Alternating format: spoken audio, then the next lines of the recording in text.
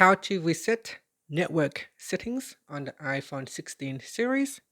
First, let's go back to the home screen by swiping up at the bottom of the screen.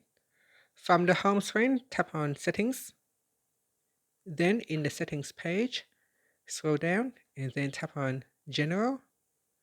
After that, scroll down to the bottom and tap on Transfer or Reset iPhone. Now in here, tap on Reset.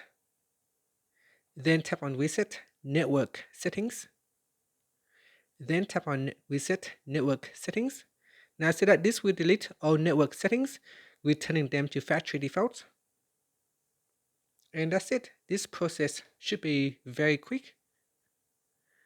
Once you reset the network settings, you will need to enter in your Wi-Fi password, and you need to configure other SIM card settings.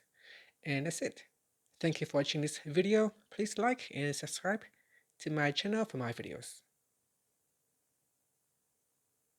And that's it. Thank you for watching this video.